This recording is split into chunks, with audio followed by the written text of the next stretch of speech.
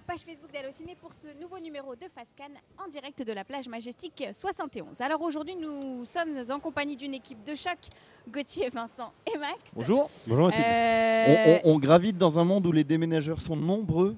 Voilà. Très très On nombreux. dirait qu'il y a des luges en fait qui passent sur les planches en bois à côté de nous. Vous les entendez peut-être Alors, pas, mais un peu quand même. Voilà, c'est ce que j'allais dire. Un peu comme hier, en fait, vous vous en rendez pas compte, mais derrière nous, c'est un vrai déménagement, donc il se peut que nous soyons perturbés, un peu comme hier. Mais c'est pas grave, on va Pire qu'hier, là on pour va l'instant. tenir la cadence, ça va le faire. Je disais donc une équipe de choc, sans oublier Julien et Marc en régie, Constance derrière la caméra, vous les voyez pas, mais pourtant sans eux, nous ne serions rien. Voilà, ça c'était pour Nous ne serions pas à l'écran déjà Voilà, pour ça, commencer. c'était pour commencer l'émission. Allez, on va rentrer dans le vif du sujet avec aujourd'hui des larmes, des rebelles, des anecdotes, mais avant cela, une rencontre. Que dis-je? La rencontre. Une très très belle rencontre Une très, avec, très belle rencontre. avec Martin Scorsese qui a obtenu hier le Carrosse d'Or à la quinzaine des réalisateurs. Donc en fait il est venu, il n'est pas très grand mais en même temps on voyait que lui. Il s'est fait interviewer par une brochette de grands metteurs en scène. Il y avait Jacques Audiard, Céline Sciamma, Rebecca, il n'y avait pas Rebecca Zlotowski en même temps avec Jacques Audiard. Elle est jamais très loin, Rebecca Zlotowski. Et Cédric Clapiche, non? Il y avait Cédric Lapiche et il y avait Bertrand Bonello. Et donc ils étaient en pamoison devant Martin Scorsese qui en finissait pas de cabotiner. En même temps, qui n'est pas en pamoison devant Scorsese? Non mais évidemment, bien sûr. Mais, C'était une rencontre autour de sa carrière. C'est tout autour de sa carrière, mais ça partait un petit peu dans tous les sens. Mais c'était extrêmement intéressant. T'as l'air déçu, j'allais dire. Non, mais parce qu'en fait, c'est un metteur en scène que je connais extrêmement bien. Du coup, à titre personnel, j'ai pas appris grand-chose. Mais moi, j'aimerais savoir un truc. Martin Scorsese, il est marrant comment? Il a parlé de ce truc-là. C'est vrai? Ouais. Et en fait, Ah oui, alors d'accord. la petite anecdote. Oui, parce que c'est un extrait de Des Affranchis. Voilà, Affranchis. Les Oui, j'ai eu Affranchis un avec doute une scène anthologique quasiment. Enfin, une scène d'anthologie des Affranchis où Joe Pesci paie en fait un coup de pression à Ray Liotta et on est à deux doigts du craquage entre deux amis. Enfin bref.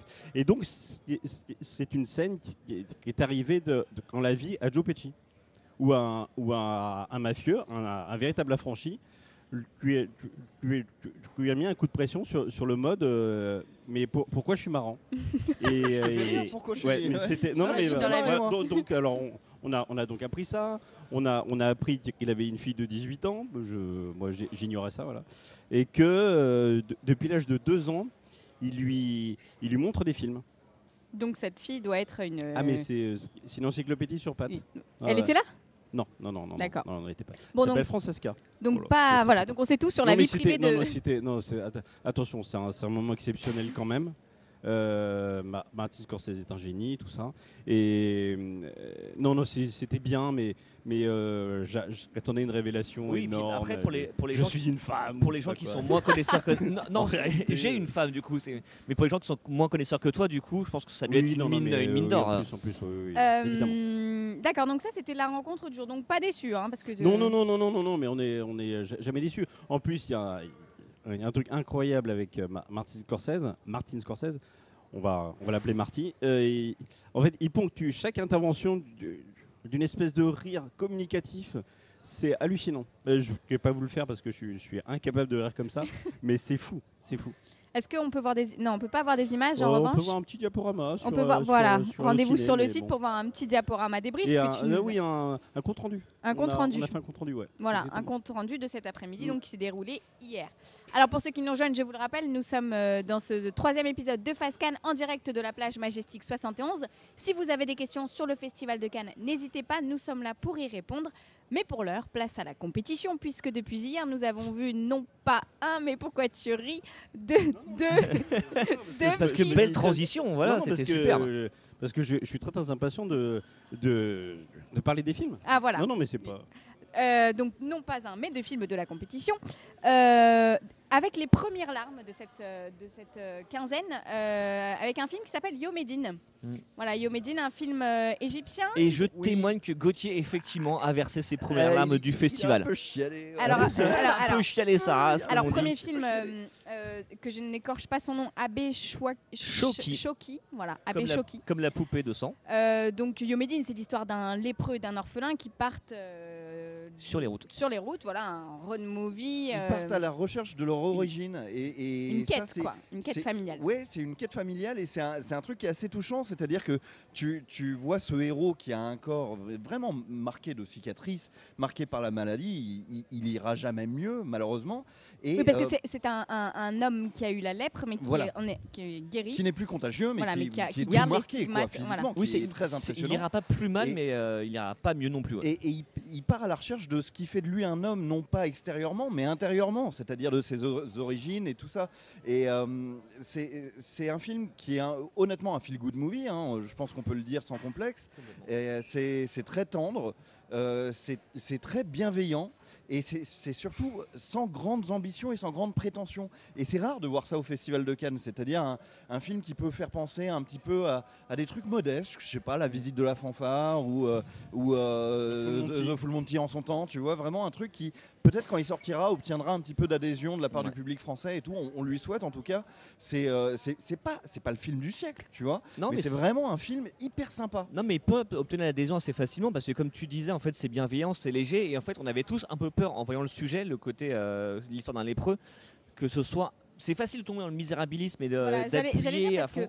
Les critiques sont quand même pas très unanimes sur ce. Ouais, parce que c'est un film un petit peu rigolo et généralement quand il y a de l'humour à Cannes, c'est mal vécu, surtout en compétition. C'est un film plus humain que rigolo. C'est pas non plus. Non, mais il y a de la légèreté. Il y a une scène en fait où il croise d'autres mendiants, d'autres handicapés. Et là, tu te dis, s'il y a un moment pour déraper, c'est là. Et en fait, pas du tout. Justement, il y a beaucoup d'humour. Ils sont vifs, ils se vannent entre eux, ils rigolent de leur propre handicap. Et apparemment, ça me semble plus réaliste qu'un truc qui appuierait en disant ah, t'as vu comme ils ont mal, ça. Non, justement, et c'est pour ça que le film peut plaire. Et en même temps, c'est aussi la raison pour laquelle il ne plaît pas à beaucoup de journalistes qui trouvent que c'est trop rigolo pour un film de compétition cannoise. À l'issue des projections, on débrief entre nous les films. Et vous m'avez dit. Il y avait une blague de très très bon goût. Il y a une de nos blagues préférées dans le film. Alors attendez, quand Maximilien dit on, je me retire de ce jeu. Si, t'as rigolé. Non, moi je suis dedans. Bon, avec Gauthier, on était côte à côte, on a bien rigolé parce que voilà, on va la refaire avec Gauthier. D'accord, tu poses la question, je fais la réponse. Exactement. À un moment, donc, le lépreux est en vadrouille, puisque c'est un road movie, et il croise quelqu'un et il lui demande est-ce que vous pouvez me dire où est le Nil ? Et la personne répond dans ton cul. Voilà. Bah voilà, c'est ça. Voilà. Imaginez ça en égyptien et là on est en plein dedans. Voilà le niveau d'humour à la rédac d'Allociné.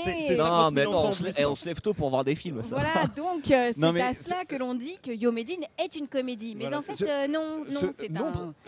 C'est pas qu'une comédie, c'est une comédie dramatique. Mais enfin, il y a un côté feel-good movie. Je voulais revenir sur les mauvaises critiques qu'on entend un petit peu depuis hier sur le film. C'est-à-dire qu'il y a un truc qui est un peu ingrat chez les festivaliers et surtout chez les journalistes, c'est qu'à chaque fois qu'ils vont voir un film à Cannes, ils ont envie de voir 2001, l'Odyssée de l'espace. Les gars, ça peut pas être ça à chaque fois. Et ça, ce sera dimanche d'ailleurs. Ça, ce sera dimanche. Le 2001 revient pour le cinquantenaire de 2001 dimanche. Mais on peut pas voir un film de cette ampleur-là à chaque fois. Il y a aussi de la place dans ce monde pour des films plus modestes, pour des films plus chouettes, je sais pas. On se sent un petit peu habité par le truc là. Non mais je suis pas plus habité que ça par le truc, mais je trouve qu'il y a une manière de tomber à bras raccourcis sur des petits films de la part de la presse que je trouve un peu déloyale. Et puis il faut savoir que tu dis c'est un film modeste, c'est un premier film aussi.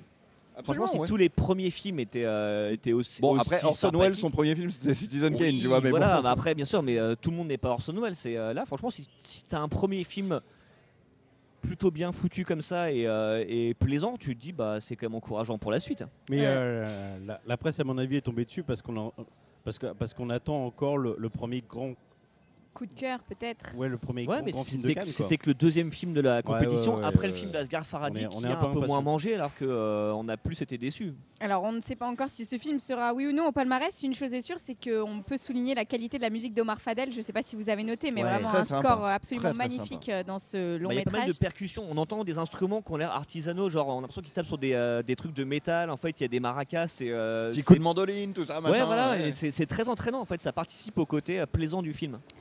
Alors ça c'était pour Yo Medine, deuxième film en compétition. Le troisième, vous l'avez vu ce matin, Maximilien et Gauthier, à 8h30. Vous êtes levés tôt pour aller voir Leto, il était là. on s'est Mais levé. pardon, il était là. excuse-moi, On s'est Vincent, levé vous tôt êtes pour tous, Leto. Comme un seul homme. Voilà, On comme était un trois, seul mais- homme. dans le même lit. Donc, Vous êtes allés voir les. Comme sur la fiche de Plaire Aimer et Courir Vite. dans le même pieu. Voilà, voilà. Vous êtes donc allés Non, voir. mais vous avez demandé, racontez-nous les coulisses. Bah, Les coulisses, on était dans le même plumard. On Voilà. a un humour de Votre merde, truc, hein. on dort dans le même pieu, voilà, dans c'est les ça. coulisses, vous savez tout, la rédac d'Allociné dort dans un seul et même lit. Enfin, sauf toi. Sauf moi, voilà. À chaque fois, tu te désengages quand même. hein. Moi, je suis vraiment lâche. T'as pas le même humour. Voilà. Non, je suis lâche. Donc ça, c'était les rebelles du jour. Parlez-nous un peu de. Pas nous, hein, les rebelles du jour. Non, Leto. Leto. Mm. Leto, c'est un film ukrainien. C'est pas. Oui. C'est pas russe. Non, C'est complètement russe. c'est complètement russe, pardon. Mais d'un réalisateur ukrainien. Un réalisateur ukrainien qui est actuellement assigné à résidence, donc il ne viendra pas à Cannes. Non. Il est assigné à résidence parce qu'il est soupçonné de. Il aurait détourné des fonds publics. Voilà, exactement. Je sais pas à quel moment, mais peut-être pour son film d'avant. Mais il a été arrêté pendant le tournage de Leto. Et depuis, il est assigné à résidence. Et voilà, il a en fait. Si vous avez vu notre diaporama sur la montée des marches qui a eu lieu hier soir, l'équipe du film, donc les acteurs, étaient avec un panneau Free Kirill Serebrennikov. Et voilà, en fait, du coup, c'est comme Jafar Panahi qui ne pourra pas venir pour les mêmes raisons, puisqu'il est assigné à résidence. Voilà, c'est un réalisateur qui brille par son absence. Il me semble qu'il est surtout soupçonné de contrarier d'une manière ou d'une autre Vladimir Poutine. Aussi, bien sûr. C'est- Mais la raison Vladimir officielle, c'est Poutine ça. le soupçonne fortement de le contrarier. Oui, mais du coup, il y a Et un du coup, prétexte. assigné à résidence. Après, Le film en lui-même. voilà, oui. quand on voit le film, on se dit mais pourquoi le type est en prison? Parce que de quoi ça parle en deux mots? C'est l'histoire du mouvement rock en Russie, du mouvement rock alternatif en Russie, enfin alternatif. En Russie, à l'époque, c'est au début des années 80, alternatif, c'était très vite officiel, quoi. Ouais, voilà.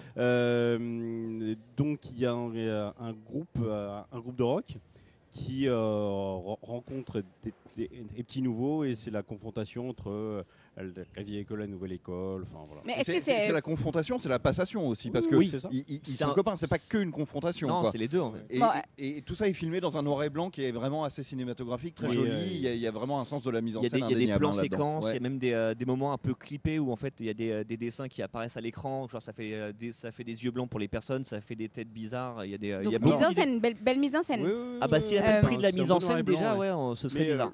Mais le truc, c'est qu'en parlant là, on se dit qu'on a tous les clichés du film de rock, etc., avec de la débauche dans tous les sens. C'est absolument pas ça. Hein. C'est même assez austère, je dirais. Voilà, c'était ma question, parce qu'à vous entendre, c'est le Austère, film rock'n'roll de la. Bah, c'est le film sur le rock'n'roll, ça c'est sûr, mais Oui. austère quand même pas parce que c'est assez énergique, c'est assez enjoué. Non Et mais, ce je, qui est, non, mais je veux dire au niveau de la défonce. Tu vois, Est-ce que c'est. Ah, c'est Est-ce- pas Gaspard Noé, bien sûr. on a Velvet Goldmine, tac Ouais. là, et puis là, lui, il est plutôt au niveau d'Ordette, quoi. Mais ceci, Ouais, ce qui est assez étonnant en fait, c'est de faire le parallèle entre la situation du réalisateur et le film, puisque en fait, tu vois dans le film, il y a même des scènes assez rigolotes à ce niveau-là. C'est que le rock, c'était pas très autorisé à l'époque. C'est-à-dire que si tu commences à lever les bras à un concert, on te fait non, hop, tes bras ils restent sous tes cuisses et tu t'assois au fond de ton dossier, s'il te plaît. C'est toléré, quoi. Ouais, non, pardon, vas-y. Il y, a, vas-y, il y a une scène incroyable en plein concert où tout le monde est assis très très sagement. Une nana fait ça, enfin une femme fait ça, une jeune femme fait ça. Elle bouge un tout petit peu la tête, un tout petit peu trop. Ouais. Et là, il y a un agent du KGB, on imagine, ou d'une police politique Ouais. quelconque, voilà, il vient la voir et il l'avertit qu'il ne faut pas faire ça en concert. Hein. Voilà. Du coup, Donc bah, on est loin de la débauche. Hein. Là, avec cette scène-là, tu as très bien résumé le sujet du film, qui est la scène rock'n'roll en Russie dans les années 80, qui essaye de se propulser, mais qui est constamment contrariée, qui est constamment bridée, quoi. C'est-à-dire que le rock, c'est la musique de la contestation, c'est la musique des jeunes, c'est la musique que tu peux pas tellement en faire sans dire des choses un petit peu contrariantes pour le pouvoir et tout ça. Et en même temps, c'est tout encadré par l'État, et c'est le paradoxe dans lequel ces jeunes rockers se retrouvent. Ce qui est vraiment un sujet pour un film, hein. C'est un chouette sujet. Est-ce que c'est un sujet pour une palme? C'est difficile à dire encore, on n'a pas là, vu on assez de en films. saute Ouais, vite, on n'a pas mais- vu assez de films. Mais par À des contre, conclusions, le truc qui peut jouer, c'est la situation du réalisateur. Parce qu'en fait, il y a la palme et le palmarès, il y a toujours un côté politique. Et Alors voilà, j'allais vous demander justement, est-ce qu'il y a des films calibrés pour une Palme d'Or? Est-ce que On n'en a pas vu assez, on sait pas. non, mais de manière générale, vous êtes des habitués oui, de quand Cannes. il y a un gros sujet, et là en fait, le fait de remettre une Palme d'Or à Kirill Serebrennikov ou à Jafar Panahi, ce serait aussi une façon de défendre la liberté de ces réalisateurs. Donc ça peut jouer. Moi, ce que je vois c'est le prix de la mise en scène, au moins. Parce que là, c'est un truc qui est quand même assez unanime. Moi, personnellement, j'ai eu un vrai coup de cœur pour le film.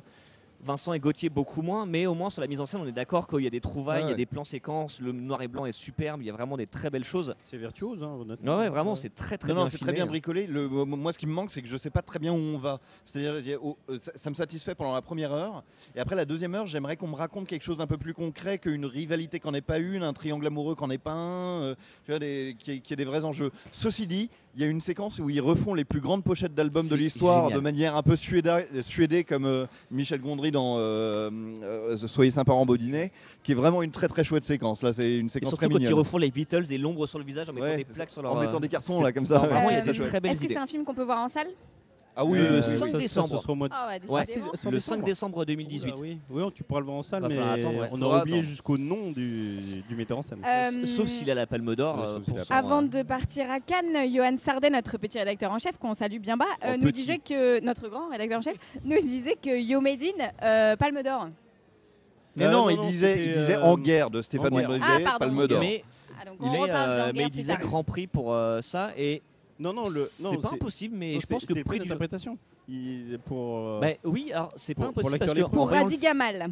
en voyant le film, ça m'a fait penser au 8e jour.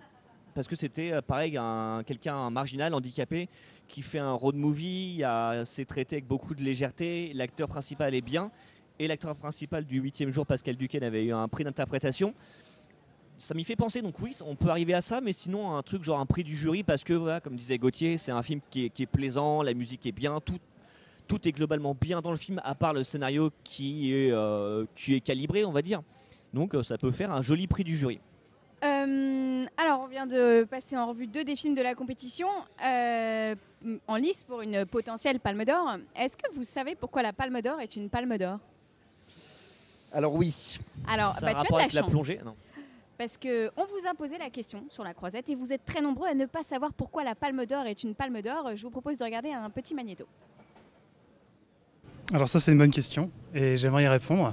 Mais je ne sais pas du tout en fait. Pourquoi c'est une palme en fait, ça, je pourrais pas vous dire. non. Pas du tout. Du tout. Je l'ai su, mais sincèrement là tout de suite. Je l'ai su, c'est sûr. Absolument pas. La palme, le palmier, non? Cannes, le soleil, la ville, non? Ou le rameau, la symbolique du rameau? Pas du tout. Je connais rien du tout. Vous n'avez pas choisi la bonne personne. Why is a palm a palm? We're from the United States. We don't know anything.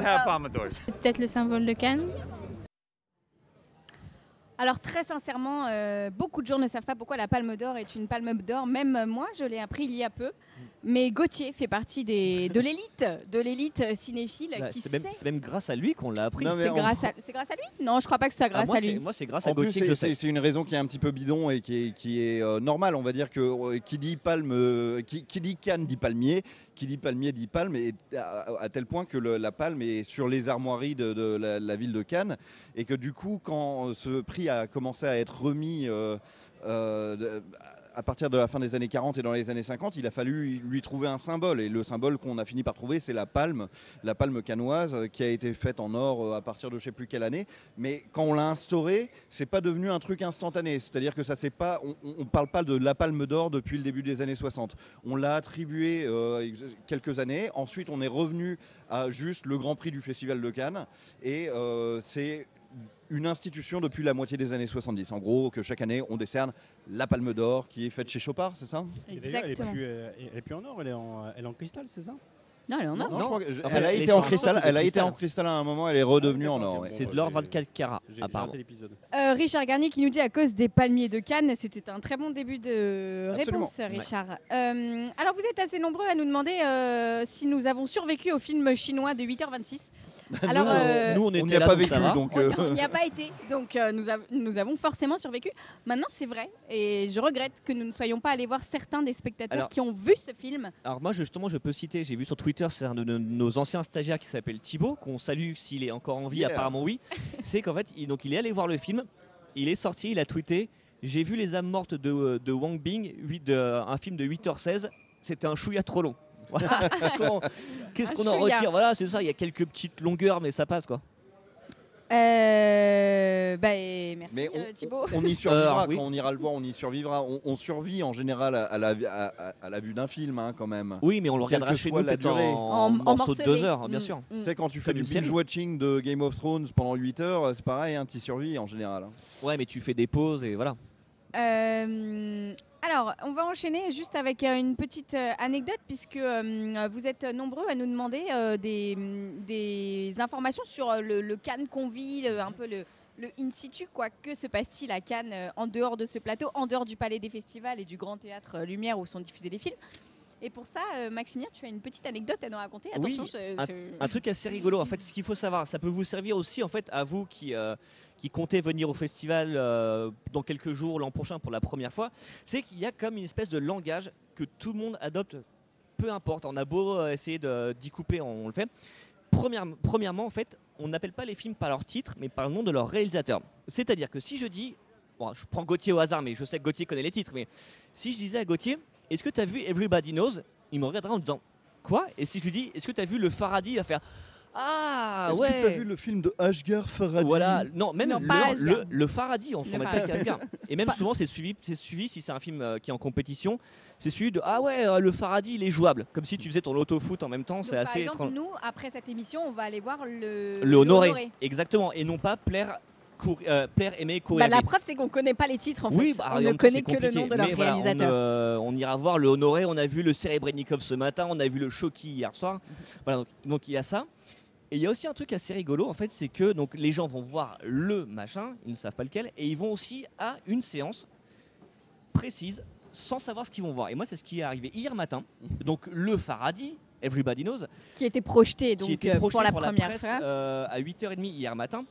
Et dans la salle, une personne est arrivée, on s'est mise devant moi, il était genre 8h15, et elle a demandé à la personne de devant, c'est quoi le film qu'on va voir aujourd'hui? Parce que j'entendais, quelqu'un lui a répondu, ouais, c'est Everybody Knows, c'est avec Javier Bardem et Penelope Cruz. Et donc là, c'était plus le Faraday, c'était le 8h30. C'était Ouais, le exactement, 8h30. c'est exactement ça. C'est Mais qu'en ça, fait, normalement, c'est le genre de réflexion qu'on entend à la fin de festival, quand on a essuyé les projets presse de 8h30, plus les séances de minuit Ouais, à minuit. Voilà. Mais Ouais, en c'est, début de festival, c'est quand même un peu. Ah bah étonnant. pour le premier film, tu pars très mal si t'es déjà à l'ouest comme ça. Donc voilà, c'est en fait les gens vont voir le film de 8h30 sans savoir ce que c'est. Alors, il faut On savoir sait que que c'est la compète. les gens dont tu parles, c'est d'une part les journalistes, hein, forcément. Oui, il y a des mais journalistes. aussi Les festivaliers. les cinéphiles et Ouais. les festivaliers qui ont donc des invitations pour aller voir Bien les sûr, films parce projetés que- au Grand Théâtre Lumière. Oui, voilà, c'est ça en fait. Ces séances-là mêlent grand public ou alors professionnel et la presse. Donc voilà, c'est pour ça que ça se trouve la personne devant moi était journaliste, auquel cas son festival est mal barré. Mais c'est assez rigolo ouais, de voir en fait la façon dont on parle des films, la façon dont on a des habitudes et en fait on s'y fait assez vite en fait. C'est tous les matins, tous nous en fait, on se dit bah, tiens qu'est-ce qu'il y a demain à 8h30 voilà, en se disant j'y vais demain, qu'est-ce qui se passe quoi. Mais arriver dans la salle sans savoir ce que tu vas voir, j'hésite à dire Deadpool 2 pour la personne, juste voir si elle va rester ou lui dire c'est le film de 8h16, reste avec nous, ça va commencer. Richard qui dit justement 8h16 de Projo, putain, vive mes RTT. Bah oui, Richard, vive tes RTT. Vive tes congés payés, Voilà, ouais, à mon vive avis. tes congés payés. Je salue au passage Chuck, un fidèle parmi les fidèles qui nous a rejoint sur la vidéo. Salut Chuck, n'hésite pas à poser des questions si tu en as. Nous sommes là pour ça, nous sommes aussi sur les réseaux sociaux. Vous pouvez nous suivre sur Instagram, sur Twitter, sur Facebook, sur... c'est tout bah, c'est déjà pas C'est mal. déjà, oui, c'est déjà Hein, bien. franchement, Ouais. on est partout, Allociné est partout cette année. N'hésitez pas, on fait des stories de folie, on fait des tweets Des de boomerangs dingo. en veux-tu, en voilà. Des boomerangs en veux-tu, en voilà. Voilà, on est des... Voilà. Sinon, à part Cannes, qu'est-ce qui se passe? Non, parce qu'on parle de Cannes, mais... Bah, rien. Mais il n'y a pas que Cannes. y a Bah, pas on a que Cannes. des nouvelles du nouveau Tarantino. Ah bah Enfin, voilà, du c'est prochain comme... Tarantino. Bah, c'est-à-dire que Non. Quand on parle du cinéma, en fait, finalement, vous voyez, c'est pas qu'à Cannes, c'est aussi Ah oui, on parle. du Tarantino, quoi. On parle du bah, Tarantino. on parle de Sinon, à part le cinéma, on parle de Tarantino parfois. Quoi. Ouais, on qui n'est sera pas à Cannes on 2019 n'est pas sûrement, monomaniaque, ouais. hein. Et donc, le Tarantino, qu'est-ce qu'on... Bah, le Tarantino, en fait, on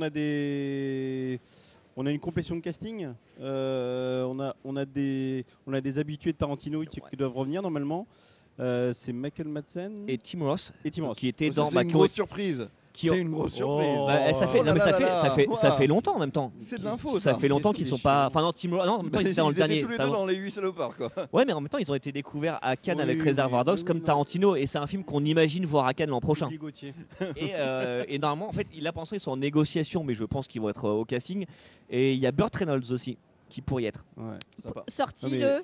En août Et dans un an, 2019, en fait, c'est pour les 50 ans des événements de l'été 69 et notamment les meurtres perpétrés par Charles Manson et sa secte, puisqu'en fait, ça se passera à ce moment-là et il y aura notamment Sharon Tate, l'ex-épouse de Roman Polanski, qui sera jouée par Margot Robbie. On est sûr qu'elle aura le rôle, c'est confirmé. Festival de Cannes l'année prochaine, les Et gars. oui, c'est sûr. Exactement, c'est ce que j'allais dire.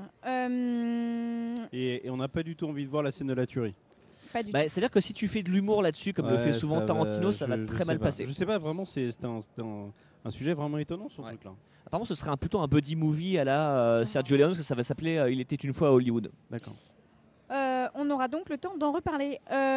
Chuck qui nous dit les séances de la compétition officielle sont privées et on n'y entre que par invitation, ou Tu veux est-ce que qu'on c'est parle de ouvert Cannes à tout le monde? Allez, on y va. Si tu veux qu'on Non, mais parle de Cannes, on va t'en parce mettre que une autre. c'est vrai, je t'ai posé des non, non, questions et pour une fois, il y a c'est- quelqu'un qui non, pose non, une vraie c'est- question.